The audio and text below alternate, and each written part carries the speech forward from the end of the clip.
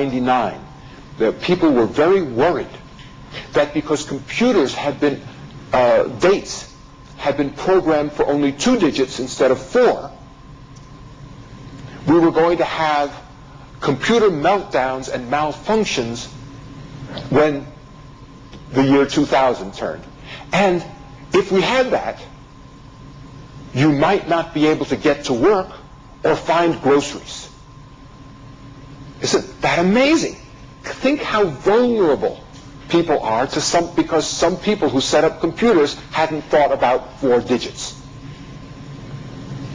One time, earlier than that, a friend was visiting from, I think she was living in Wisconsin, and she had her credit card, but she couldn't use her credit card that week because there had been a snowstorm in New Jersey, 1,000 miles away, which had collapsed the roof of the computer center that the bank she was using employed, so that all of the computer related to her credit card were down for the whole week, and she couldn't use her credit card.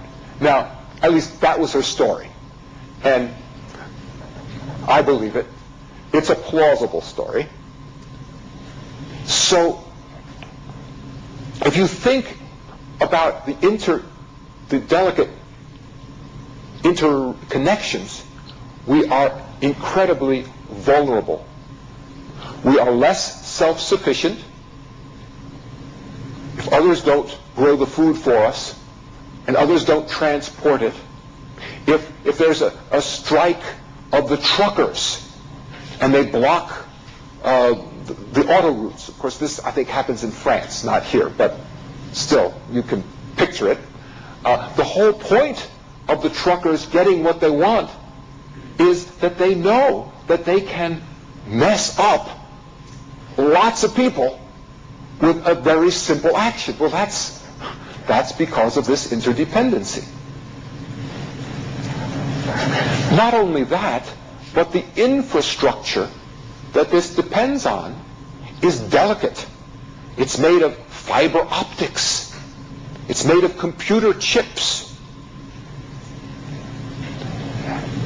At the same time, the power over nature to mine, for mining, for example, for transportation, to overcome distance in short time spaces, these are very physically powerful engines and methods of explosion, which means that as we are less self-sufficient and depend upon an infrastructure which is delicate, we also have means of blowing up the infrastructure that are ever more powerful and smaller, easier to conceal.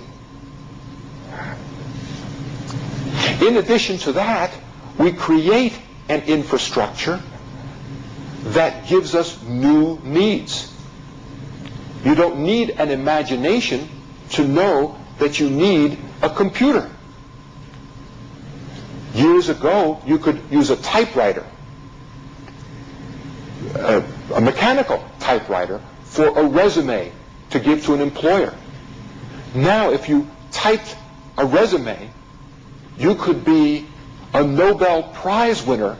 People would look at this and say, "What is this? This doesn't look like a resume," and it would be tossed away. You need to keep up. So that means that many people are left behind as there is a leapfrogging to become better and get more. The result is that a smaller and smaller group of people can be dangerous to a larger and larger group of people. For example, before we gained so much power over nature, if there was a part of the world where there was no effective government, in Somalia or the Middle East, This is no problem to people in Germany or in the United States.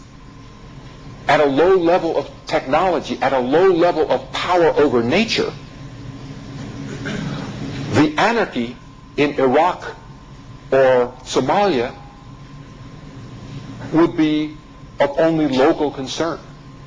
It is of global concern now, too much concern to some people, I think, but certainly some reasonable concern in some cases, because of the possibility of discontented people there being able to affect others around the globe because of these powerful means of destruction, the delicate infrastructure, a lack of self-sufficiency.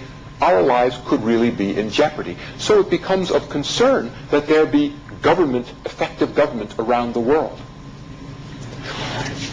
So at this point you have two choices. You can either decide that these technologies are so powerful, they make us in such jeopardy that we should back away from having such power, because to have such power really over nature or anything is too much power for human safety. This, by the way, is the message of Faust, the Faust legend.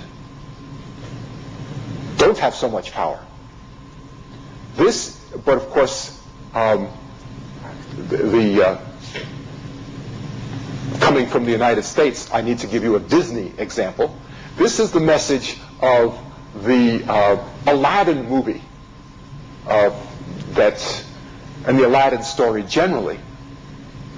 But it's very clear in the 1993 Disney version of Aladdin that no one should have power over the genie because of its tendency to be misused. So one way would be to back away from power, which these stories suggest we should. But that is not the way that our civilization has taken, is it? Rather, let's get more power so that we can have enough power to intercept the people who would use power against us. In other words, instead of just controlling nature, now we have to control people. We took airplanes to get here, to go to Madrid to Frankfurt. I was perfectly happy to give up the personal autonomy. I didn't feel an indignity by emptying my pockets, taking off my shoes, having wands around me, having my luggage inspected.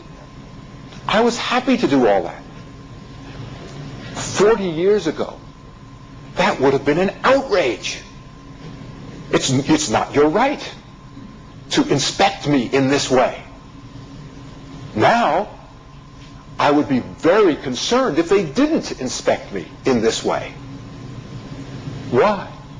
Because of greater jeopardy. You're going up to 37,000 feet in a thing made of metal. Wouldn't take much of an explosion to bring the whole thing down. Of course I want everyone inspected.